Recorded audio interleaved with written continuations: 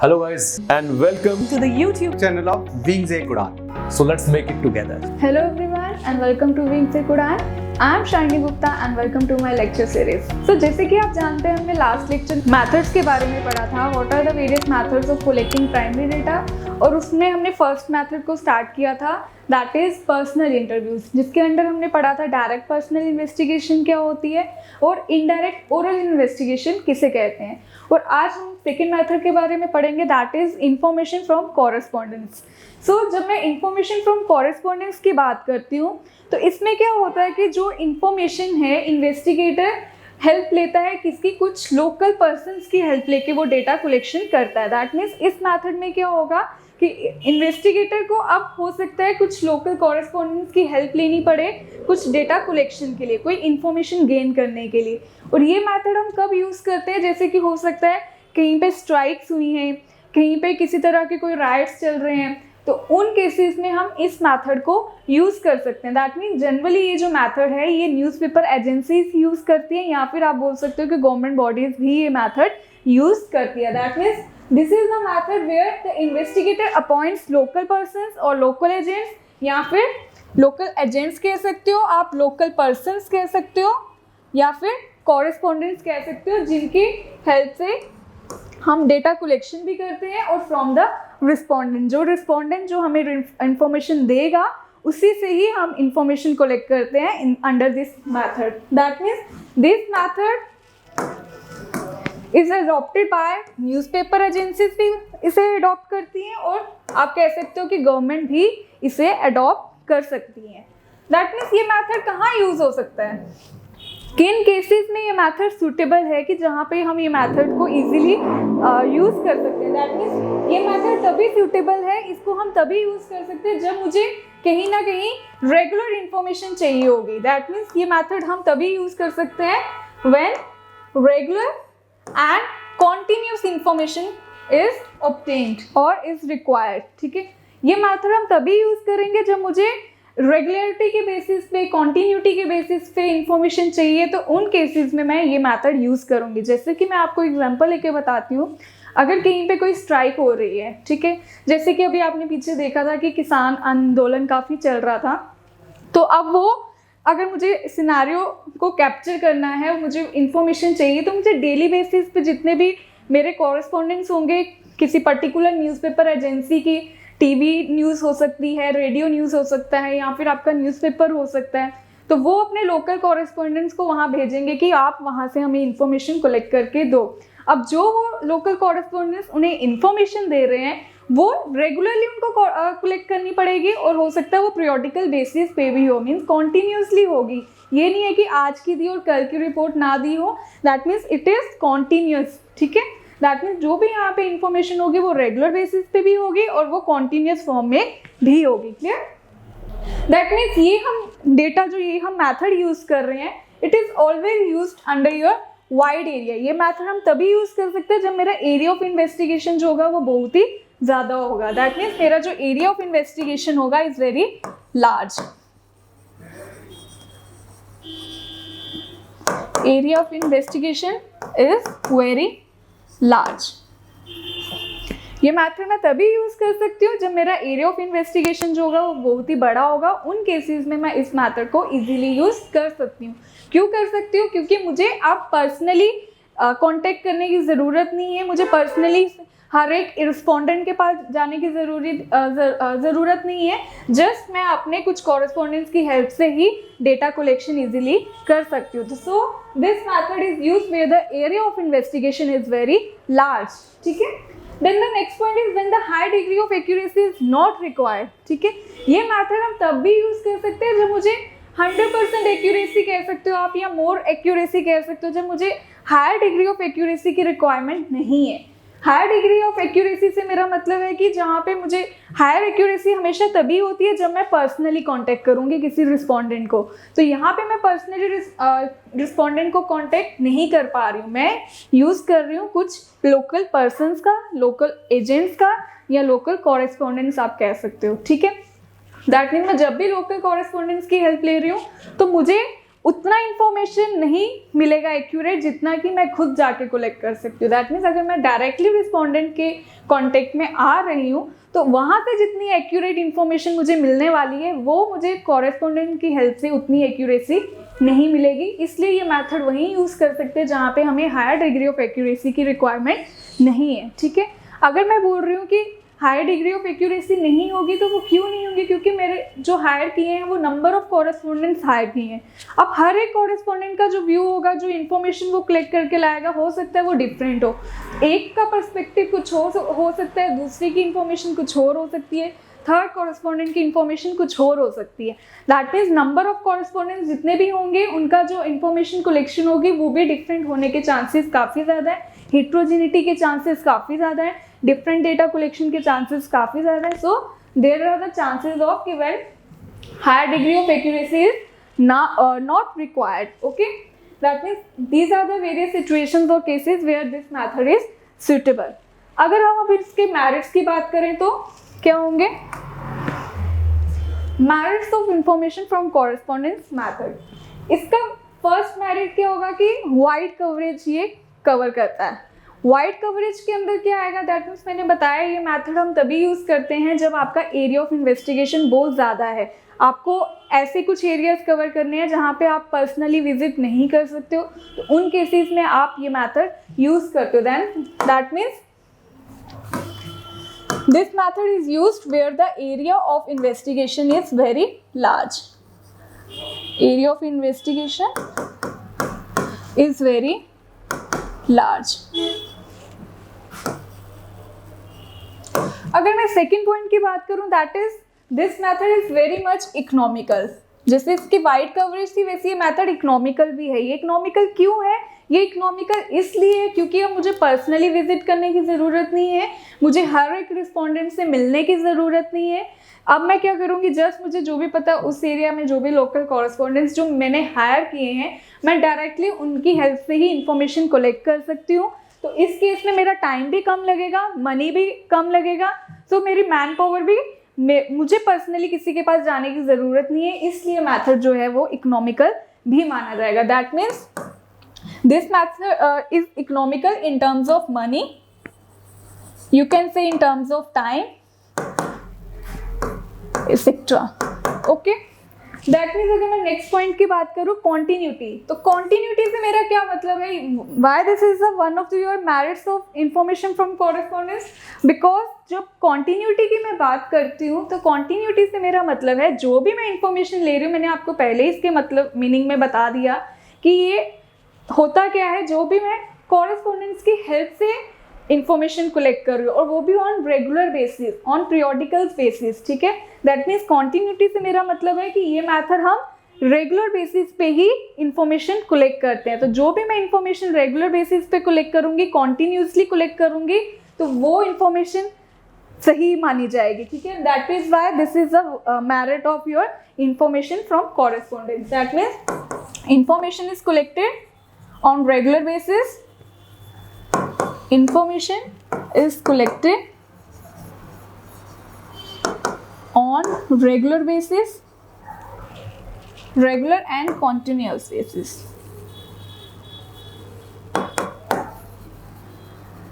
and in continuous form, on regular basis and in continuous form. ठीक है, then ये जो मेथड है आपका, ये सूटेबल है कुछ स्पेशल पर्पसेस के लिए ही आप इसे यूज़ कर सकते हो। ये भी एक इसका मेरिट है कि ये आप कुछ स्पेशल पर्पसेस के लिए ही यूज़ कर सकते हो। ये आप, ये नहीं है कि कुछ नॉर्मल केसेस में आप यूज़ कर सकते हो। जैसे मैंने आपको बताया कहीं पे कोई एक्सीडेंट हो गया है, कहीं पे कोई स्ट्राइक चल रही है, तो उस टाइम आपको वहाँ का एरिया कवर करना है, वहाँ का जितना भी इंफॉर्मेशन है वो आपको कलेक्ट करना है। तो उस इंफॉर्मेशन को कलेक्ट करने के लिए ही ये मेथड यूज़ किया जाता है। जैसे कि मैंने आपको एग्जांपल दिया न्यूज़पेपर एजेंसीज का, तो ये मेथड वो यूज़ करेंगे। तो दैट मीन्स ये जो मेथड है वो स्पेशल पर्पसेस के लिए ही यूज़ किया जाता है। ठीक है, so these are the various merits of information from correspondence. अब हम बात करते हैं what are the various demerits. Okay, so what are they? First one is lack of uniformity. अगर मैं लैक ऑफ यूनिफॉर्मिटी की बात कर रही हूँ तो इससे मेरा क्या मतलब है? अगेन मैंने आपको मीनिंग में पहले ही बता चुकी हूँ कि यूनिफॉर्मिटी से मेरा मतलब है कि जैसे मैंने आपको बताया ये different number of correspondence data collection कर रहे हैं, ठीक है।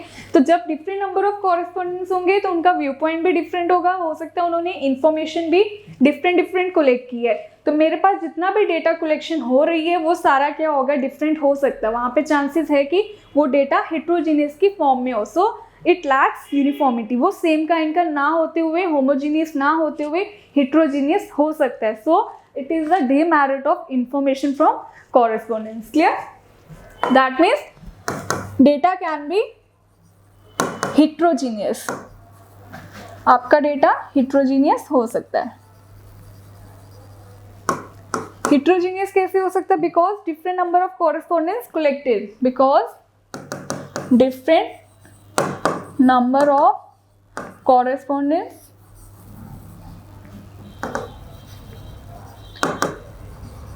collect the information. Okay. अगर मैं सेकंड पॉइंट की बात करूँ, पर्सनल बायसनेस, तो पर्सनल बायसनेस से मेरा क्या मतलब है? हो सकता है कि जो कॉरेस्पॉन्डेंट्स हो वहाँ के जो मैंने हायर किए हैं वो बायस्ड हो विद द रिस्पोंडेंट, तो वहाँ से जितना भी इंफॉर्मेशन वो कलेक्ट करेंगे वो मेरे तक एक्यूरेट नहीं आने वाली है। तो उस केसेस में जो कॉरेस्पॉन्डेंट है वो बायस्ड हो सकता है। तो बायसनेस होने की वजह से जो भी डेटा कलेक्शन आएगी किसके पास? इन्वेस्टिगेटर के पास। मैंने आपको पहले ही बताया जो इन्वेस्टिगेशन कंडक्ट करता है वो इन्वेस्टिगेटर कहा जाएगा। और इस केस में जो लोकल पर्सन्स हैं, जो लोकल कॉरेस्पॉन्डेंट्स हैं, वो अगर बायस निकले तो वो जितना भी डेटा इन्वेस्टिगेटर को देने वाले हैं वो एक्यूरेट होने के चांसेस काफ़ी कम है। तो वो भी एक इसका डिमेरिट बन जाता है।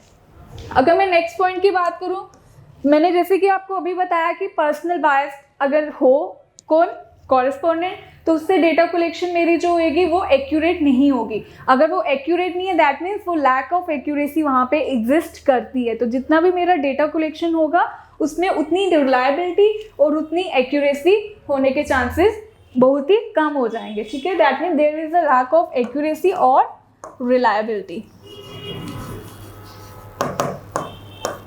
Clear? Then the next point is time consuming.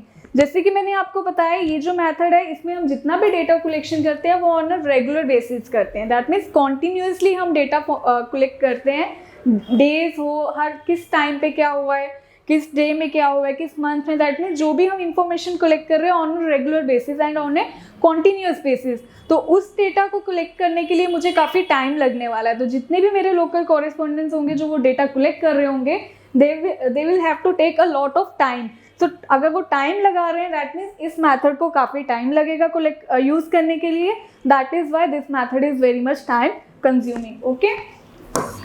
Then the next point is lack of originality. अगर मैं लैक ऑफ ओरिजिनलिटी की बात कर रही हूँ, अगेन ये पॉइंट्स काफ़ी सिमिलर हैं। लैक ऑफ ओरिजिनलिटी से मेरा मतलब है कि जैसे मैंने आपको बताया कॉरेस्पॉन्डेंस से जितना भी डेटा कलेक्शन की नंबर ऑफ जितने कॉरेस्पॉन्डेंस बढ़ते जाएंगे उतना ही मेरा डेटा भी वेरी करता रहेगा, क्योंकि नंबर ऑफ कॉरेस्पॉन्डेंस का साइज अगर इंक्रीज करेगा तो उतने ही एक पर्सन ने कोई और डेटा मुझे ला कर दिया, दूसरा पर्सन मुझे कोई और इन्फॉर्मेशन प्रोवाइड करेगा, थर्ड कॉरेस्पॉन्डेंट मुझे कुछ और इन्फॉर्मेशन प्रोवाइड करेगा, ठीक है। और अगर वहाँ पे बायसनेस भी आई तो वहाँ पे lack of originality exist definitely करेगी, क्योंकि अगर मैंने बायसनेस भी शो कर रही हूँ, कॉरेस्पॉन्डेंस भी डिफरेंट है, इन्फॉर्मेशन भी डिफरेंट प्रोवाइड हो रही है, तो हो सकता है उसने वो एरिया कवर ना किया हो, अच्छे से ना किया हो, उसका कुछ पर्सनल बायसनेस हो, तो उस वजह से जो वो डेटा मुझे मिल रहा है वो ओरिजिनल नहीं होने वाला। So there lacks the originality. Okay, I hope it is clear to you. Then the next method which we have to study under your primary data methods is telephonic interviews. अब information from correspondence तो क्या होता है वो आपको clear हो गया। अब हम बात करेंगे कि टेलीफोनिक इंटरव्यूज़ क्या होते हैं। जब हम टेलीफोनिक इंटरव्यूज़ की बात करते हैं तो टेलीफोनिक इंटरव्यूज़ वो इंटरव्यूज़ हुए जहाँ पे इन्वेस्टिगेटर अब इंफॉर्मेशन जो है वो डायरेक्टली ना कलेक्ट करते हुए बल्कि वो टेलीफोन्स की हेल्प से कलेक्ट करता है।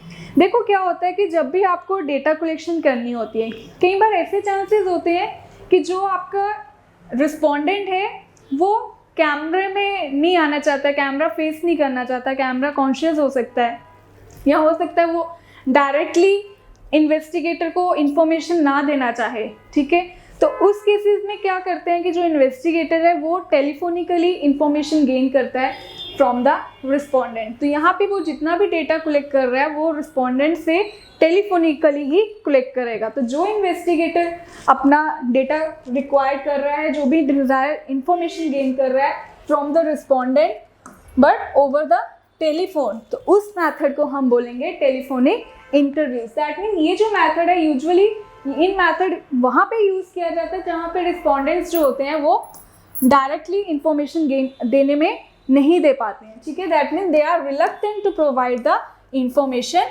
Through personal interviews. Personal interviews मैंने आपको ऑलरेडी बता चुकी हूँ। पर्सनल इंटरव्यूज में क्या है, जो आप फेस टू फेस कॉन्टैक्ट करके हमें इंफॉर्मेशन प्रोवाइड करते हो इन्वेस्टिगेटर को। तो यहाँ पे मैं पर्सनली, जो एक रिस्पोंडेंट है वो पर्सनली कॉन्टैक्ट में नहीं आता है बल्कि वो टेलीफोनिकली अपना इंफॉर्मेशन जो है वो इन्वेस्टिगेटर को दे देता है। क्यों? क्योंकि उसको नहीं आना ड्यू टू सम रीजन, हो सकता है कि वो कैमरा कॉन्शियस हो या वो नहीं चाहता कि मेरे बारे में सबको पता चले, या हो सकता है उसमें उतना कॉन्फिडेंस ना हो कि वो पर्सनली सारा इंफॉर्मेशन मिलकर दे पाए। तो इस केस में हो सकता है कि वो कहेगा कि आप मेरे से टेलीफोनिकली जितना भी इंफॉर्मेशन लेना चाहते हो आप ले सकते हो। तो ये मेथड हम तब यूज़ करते हैं। क्लियर? दैट मीन्स इसकी अगर मैं सूटेबिलिटी की बात करूँ तो ये मेथड तब यूज़ होगा। अब यहाँ पे एक कंडीशन भी है। कंडीशन क्या है कि ये मेथड हम उन्हीं केसेस में यूज़ कर सकते हैं जिन रिस्पोंडेंट्स के पास टेलीफोन होगा। दैट मीन्स ये मेथड तभी यूज़ कर सकते हैं जब जो रिस्पोंडेंट्स हैं उनके पास दे मस्ट हैव टेलीफोन्स, ठीक है, उनके पास टेलीफोन कनेक्शंस होने चाहिए, तभी आप ये मेथड यूज़ कर सकते हो। अदरवाइज उन एरियाज़ में, उन केसेस में आप ये मेथड नहीं यूज़ कर सकते हो जहाँ पर टेलीफोन कनेक्शन नहीं होंगे। Clear? That means when the data is collected in a shorter duration, इसका ये सबसे ज़्यादा प्लस पॉइंट यही है कि जब भी मुझे डेटा शॉर्टर ड्यूरेशन में चाहिए, मीन्स कम से कम टाइम में चाहिए, उस टाइम ये मेथड काफ़ी ज़्यादा सूटेबल रहेगा। कैसे हो सकता है, मैंने किसी को पर्सनली कुछ पूछना है, यूजुअली हर कोई टेलीफोन का यूज़ करता है, तो जब भी आप टेलीफोन्स का यूज़ करते हो तो आपको जो भी इंफॉर्मेशन चाहिए विद इन फ्रिक्शंस ही आपने जस्ट नंबर क्लिक किया और आप टेलीफोन करके किसी भी इंडिविजुअल से, जिस भी रिस्पोंडेंट से आपको इन्फॉर्मेशन चाहिए, आप with in seconds, with in frictions आप वो डेटा गेन कर सकते हो। क्लियर? अब ये भी हो सकता है कि आपने कोई क्वेश्चन पूछना चाहते थे बट वो नहीं पूछ पाए, ठीक है। अगर वो क्वेश्चन आपको दोबारा, आपको जैसे ही आपने कॉल कट की आपको दिमाग में आया कि मैंने ये क्वेश्चन तो पूछा ही नहीं, आप फिर से रिकॉल कर सकते हो। दैट मीन्स आप कॉल बैक भी उस रिस्पोंडेंट को, उस इंडिविजुअल को कर सकते हो जिससे आपको दोबारा कोई इन्फॉर्मेशन चाहिए और दोबारा आप उसी टाइम कॉल करके उस इंफॉर्मेशन को गेन कर सकते हो फ्रॉम द वेरी रिस्पोंडेंट, ठीक है। That means this method is suitable in those cases where the respondents have telephone connection and where the data is to be collected in a shorter duration, ठीक है। जहाँ पे मुझे कम time में ज़्यादा से ज़्यादा इंफॉर्मेशन गेन करनी है, उस केसेस में ही मैं ये मेथड यूज़ कर सकती हूँ। Clear? You can take this screenshot.